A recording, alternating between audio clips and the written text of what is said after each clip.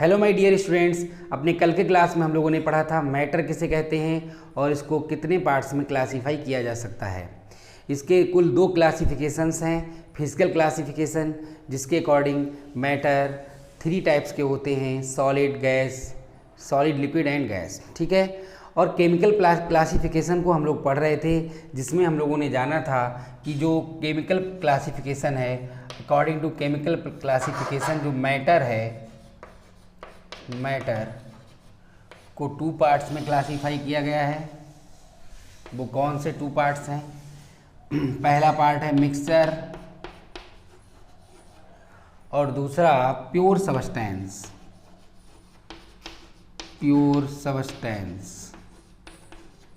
ठीक है। Pure substance भी कुल 2 पार्ट्स में क्लासीफाई किए गए हैं। वो 2 पार्ट्स कौन हैं? एक तो आपका एलिमेंट और सेकेंड कौन है? कंपाउंड। एलिमेंट एंड कंपाउंड, ठीक है। और मिक्सर को भी 2 पार्ट्स में क्लासीफाई किया गया है। होमोजेनस मिक्सर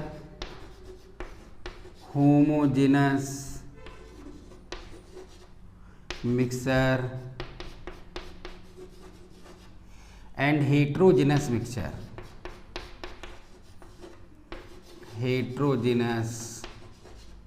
मिक्सर, ठीक है। तो हम लोग कल के क्लास में एलिमेंट को पढ़ लिए थे।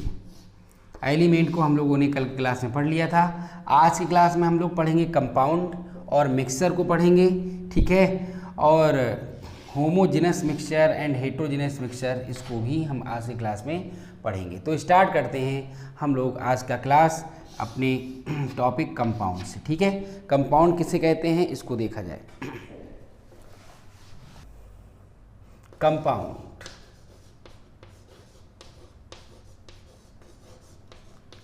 कंपाउंड्स क्या होते हैं? कंपाउंड्स क्या होते हैं? जब two or more than atoms of different element के 2 आर मोर देन 2 एटम्स जब एक फिक्स प्रोपोर्शन में, फिक्स रेशियो में कंबाइन करके एक मॉलिक्यूल का फॉर्मेशन करते हैं, तो उस मॉलिक्यूल को हम कंपाउंड कहते हैं, ठीक है। तो डेफिनेशन देखा जाए, when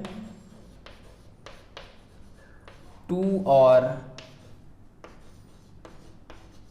more than 2 atoms of different element, ध्यान रखेंगे different elements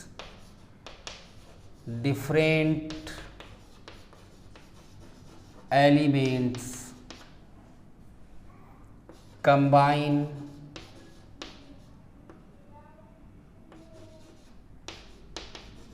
in a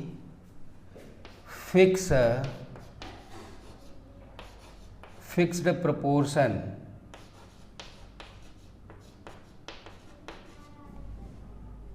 form compound,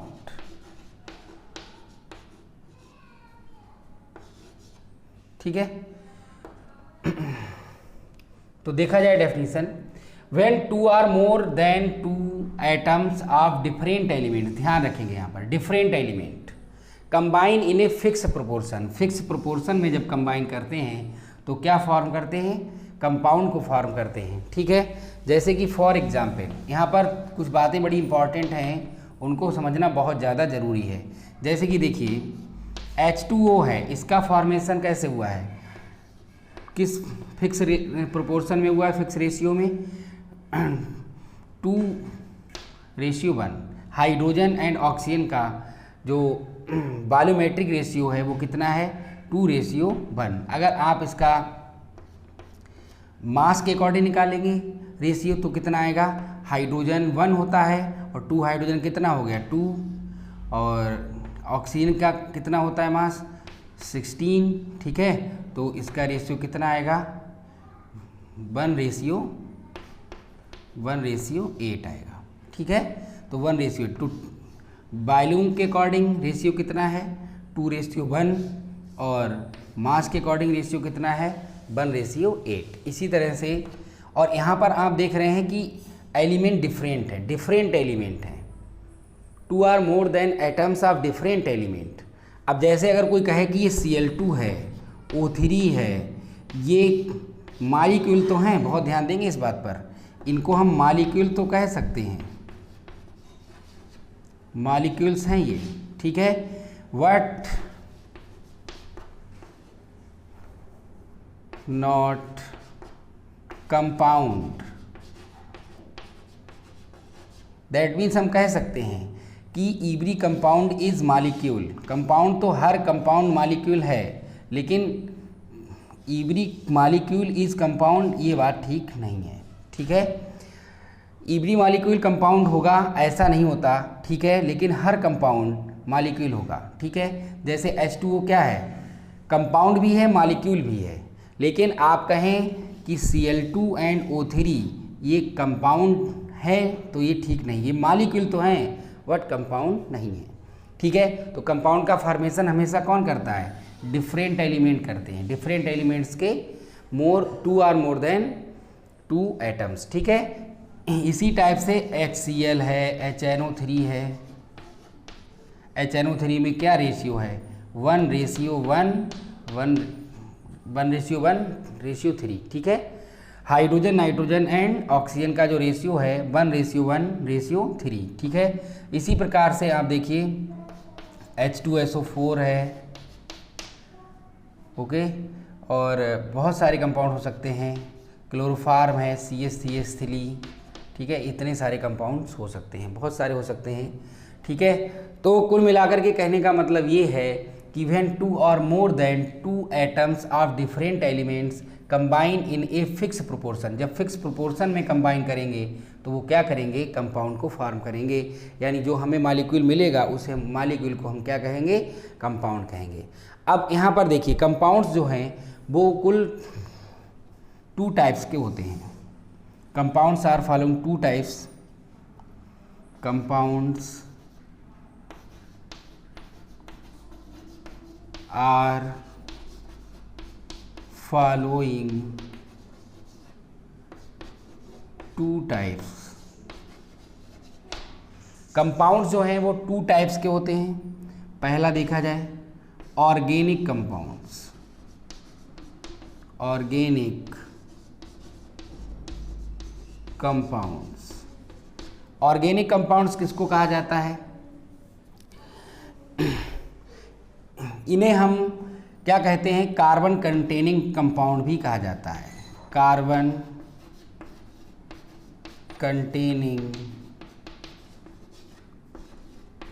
compounds भी कहते हैं।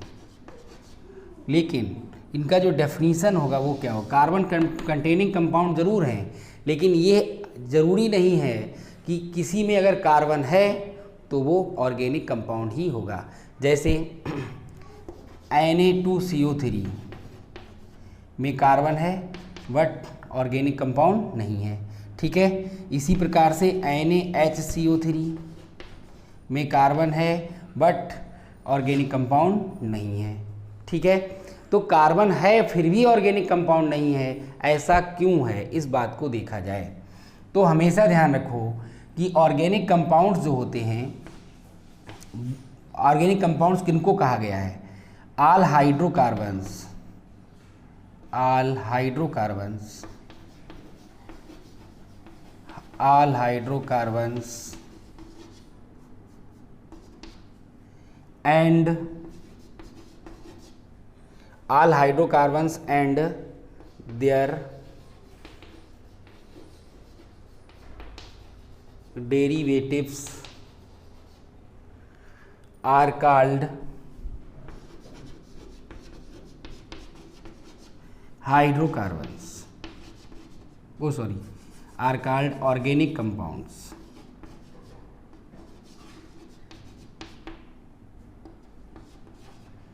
Organic कंपाउंड्स, ठीक है।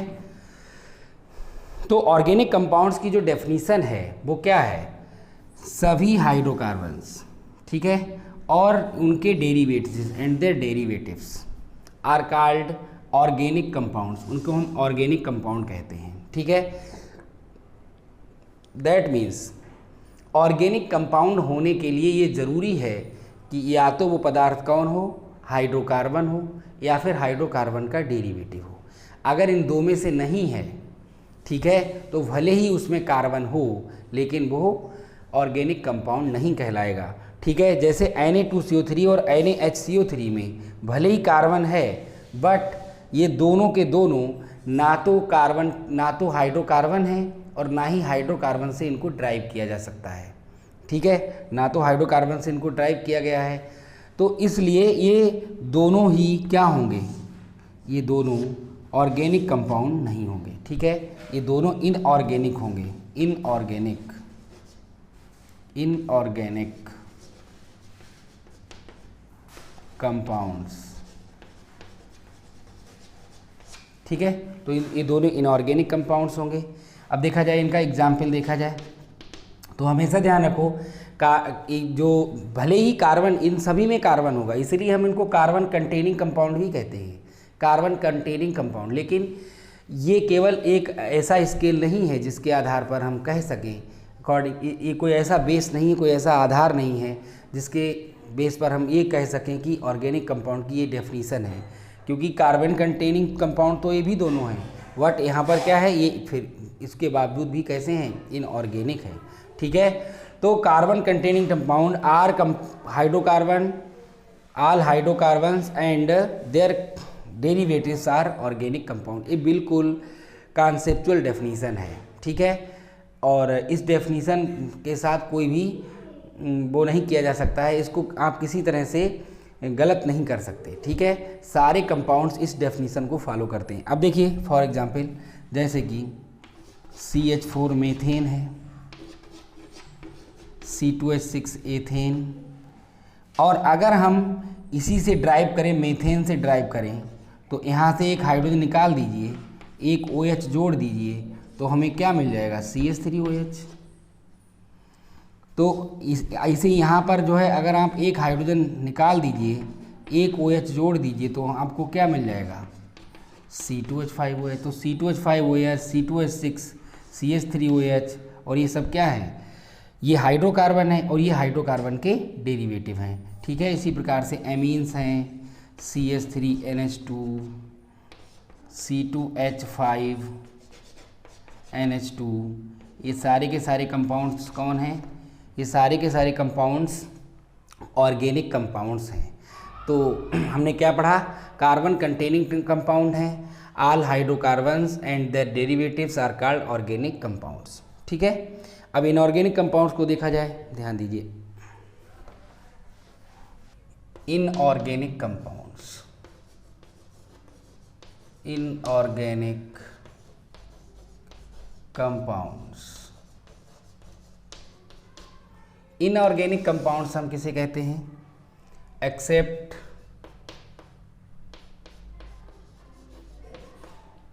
Organic compounds, organic compounds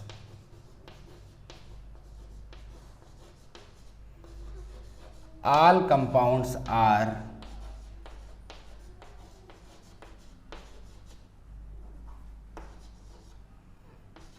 called inorganic compounds,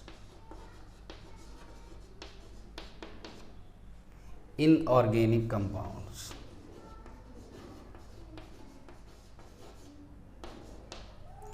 That means organic compounds को अगर छोड़ दिया जाए, ठीक है, तो जितने भी कंपाउंड बचे वो सभी क्या कहलाएंगे, इनऑर्गेनिक कंपाउंड। तो लिखा है except organic compounds, all compounds are called inorganic compounds.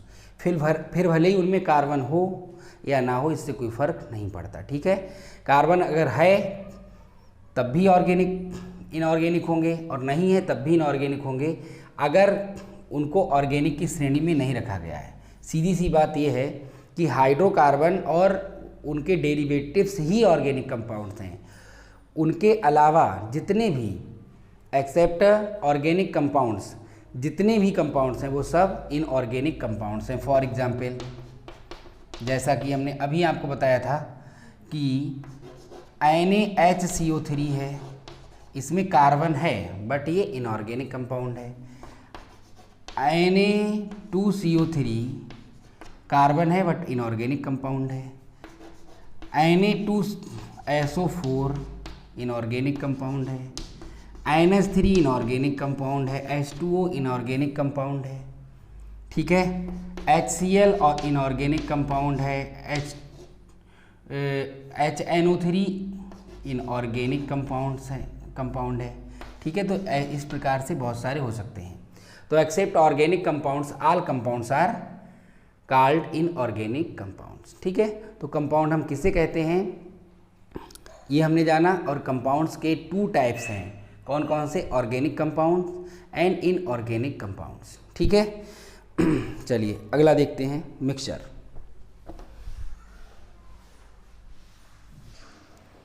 Mixture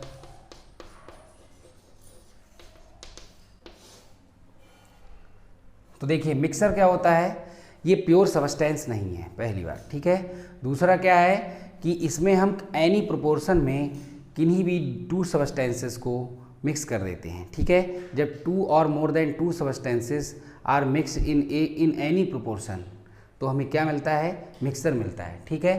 तो देखा जाए, these are not pure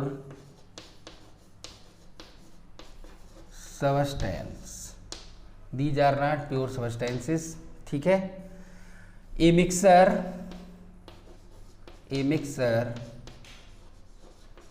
contain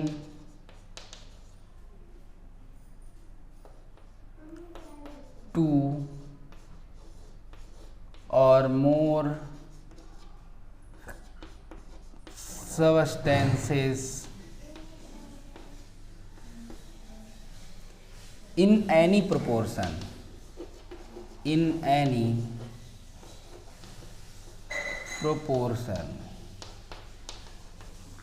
किसी भी अनुपात में हम इन 2 सब्सटेंसेस को मिला सकते हैं। For example sugar solution,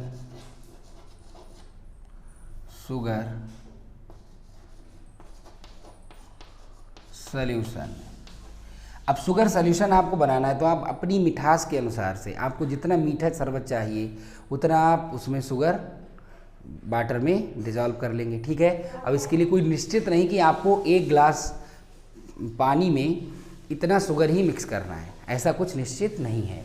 in any proportion, किसी भी प्रोपोर्शन में बनाइए तो आपको मिक्सर मिल जाएगा, ठीक है। इसी तरह से जो एयर है, air is a mixer of N2O2 CO2 H2 water vapour,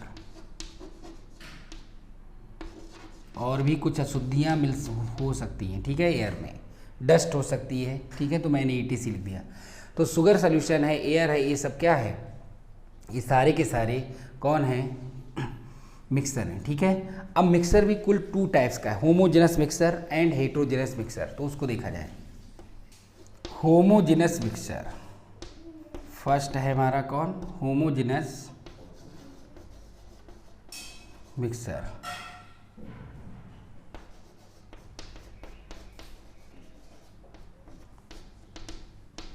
homogeneous mixer क्या है, इसको देखा जाए। होमोजेनस मिक्सर यूनिफॉर्म होता है, जितने भी सब्सटेंसेस उसमें डिज़ोल्व होते हैं, मिक्सअप किए जाते हैं, वो सभी एक यूनिफॉर्म फेज का फॉर्मेशन करते हैं। यानी इसमें एक ही फेज होती है और उनको हम अल्ट्रा माइक्रोस्कोप से भी सीन नहीं कर सकते, ठीक है। जैसे आप शुगर को वाटर में डिज़ोल्व कर दीजिए, इसके बाद कोई भी ऐसा माइक्रोस्कोप नहीं बना है जो शुगर पार्टिकल्स को सीन कर सके, ठीक है। पूरा सॉल्यूशन एक जैसा आपको दिखाई देगा। इसी तरह से जो एयर है उसमें भी आप अलग अलग गैसों को अलग अलग सीन नहीं कर सकते कि ये O2 है, ये N2 है, ये H2 है, इस तरह से सीन नहीं किया जा सकता है। ठीक है, तो ध्यान देंगे होमोजेनस मिक्सर की डेफिनेशन क्या होगी। दीज आर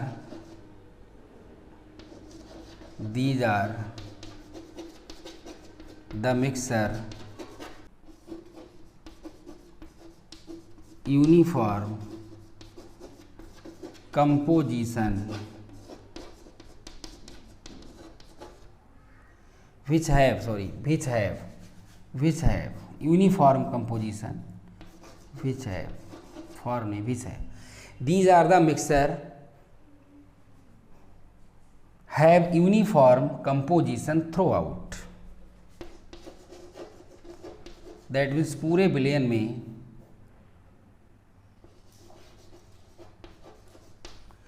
पूरा जो सॉल्यूशन है वो आपको एक जैसा दिखेगा, पूरा सॉल्यूशन आपको एक जैसा दिखेगा।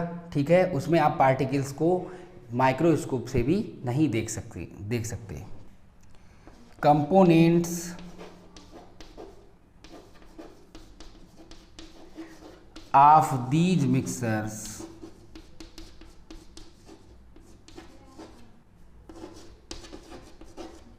Can not be seen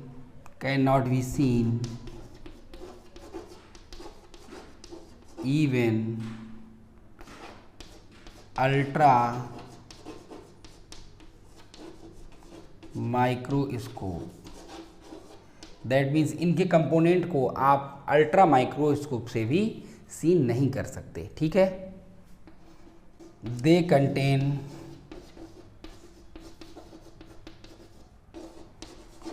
only one phase. ये क्या होता है बताते हैं। वन फेज दैट इज क्या हो सकता है, सॉलिड हो सकता है, लिक्विड हो सकता है और गैस। दैट मीन्स एक ही फेज होगी। जैसे फॉर एग्जांपल, पहले इसकी एग्जांपल देख लेते हैं, फिर ये वन फेज वाली बात आपको बताते हैं। For example sugar solution,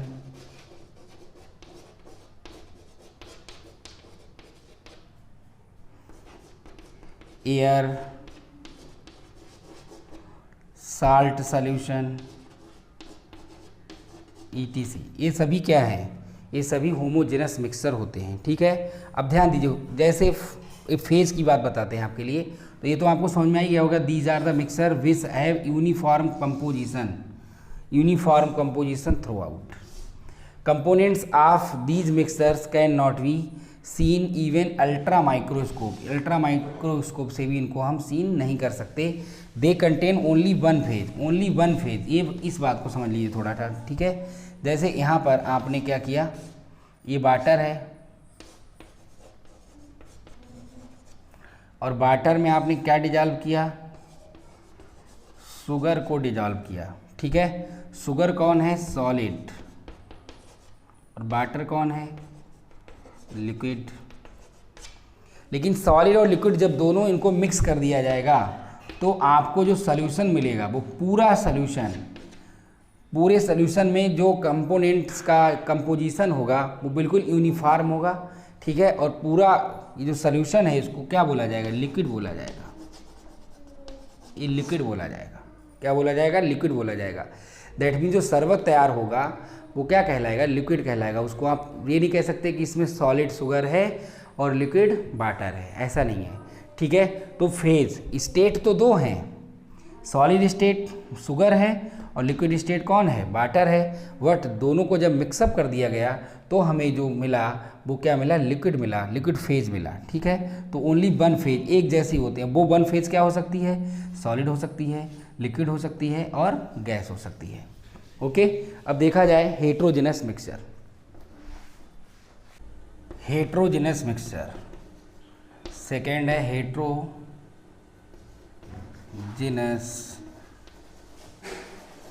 mixture. ये क्या होता है, these are mixture which do not have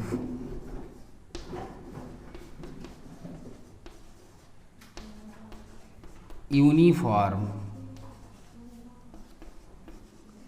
composition throughout.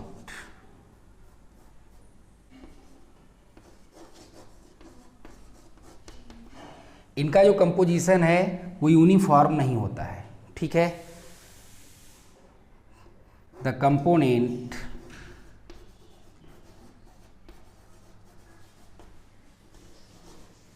Of these mixer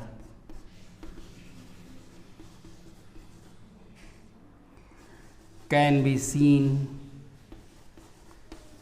with naked eyes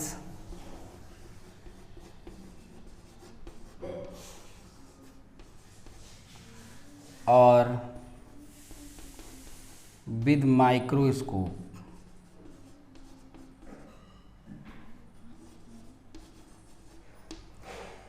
इनका जो कंपोजिशन है उसे हम किस तरह से देख सकते हैं? These are mixture which do not have uniform composition. इनका कोई यूनिफॉर्म कंपोजिशन नहीं है थ्रू आउट, ठीक है। पूरे सॉल्यूशन में यूनिफॉर्म नहीं है, ठीक है। और the component of these mixture can be seen with naked eyes, आप नेक्ड आइज से देख सकते हो और विद माइक्रोस्कोप से देख सकते हो, ठीक है। These have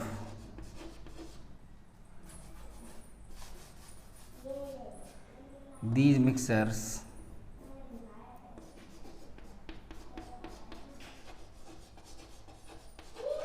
have two or more phases. इनमें टू और मोर देन फेजेस हो सकती हैं, ठीक है। जैसे कि आप देखिए example, sand in water, sand in water. Sand को वाटर में आप डिजॉल्व करोगे तो क्या होगा? ये वाटर है और इसमें आपने सैंड को डिजॉल्व किया। सैंड क्या है? सॉलिड है और वाटर कैसा है? लिक्विड है, ठीक है। लेकिन जब यहाँ पर सैंड यहाँ पर आकर के डिजॉल्व होगी तब भी वो लिक्विड फॉर्म में ही रहेगी, यूनिफॉर्म कंपोजिशन नहीं होगा, ठीक है ना। यहाँ पर वो लिक्विड आपको अलग दिखाई देगा, वाटर अलग दिखाई देगा और सैंड पार्टिकल्स आपको अलग दिखाई देंगे। यानी यहाँ पर टू फेजेज होंगी। कितनी फेजेज होंगी? टू फेजेज होंगी। इसी प्रकार से sand in water, oil in water, वहाँ पर भी टू फेज होंगी। ऑयल अलग होगा, वाटर अलग आपको दिखाई देगा, ठीक है। तो इस टाइप से जो हेट्रोजिनस मिक्सर होते हैं, ठीक है, मस्टर्ड को ले सकते हो आप, मस्टर्ड इन व्हीट, ठीक है। सरसों के दानों के लिए आप गेहूं में मिला दीजिए तो वहाँ पर भी जो मिक्सर तैयार होगा वो भी कैसा होगा? वो भी हेट्रोजिनस होगा, ठीक है। तो ध्यान दीजिए, these are mixture which do not have uniform composition throughout. The composition of these mixture can be seen with naked eyes और विद माइक्रोस्कोप, जिन्हें हम नेक्ड आइज से, जैसे यहाँ पर हम नेक्ड आइज से देख सकते हैं। अब जैसे हमारा ब्लड है, ब्लड भी कैसा है? हेट्रोजिनस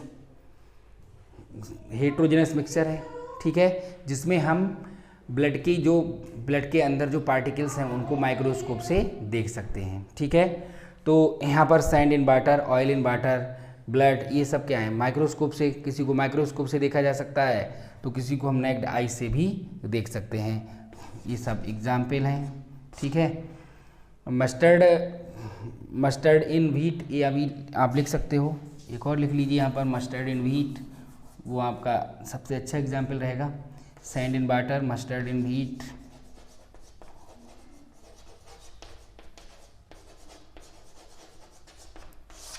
गेहूं में आप मस्टर्ड जो है उसके दानों को मिला दीजिए सरसों के दानों के लिए, तो इस प्रकार से आपको जो मिक्सर मिलेगा वो कैसा होगा, वो हेट्रोजेनस होगा। ठीक है, तो हेट्रोजेनस मिक्सर। तो आज की क्लास में हम लोगों ने कंपाउंड को अच्छी तरह से पढ़ा और मिक्सर को अच्छी तरह से पढ़ा। मिलते हैं अपने अगले क्लास में। और आप लोग क्या करिए, जितने भी मैं आपको लिखा रहा हूँ इनके नोट्स भी बनाते जाइए। ठीक है, रेगुलर क्लास जारी रहेंगे और आज के लिए इतना ही। मिलते हैं अपने अगले क्लास में। That's all.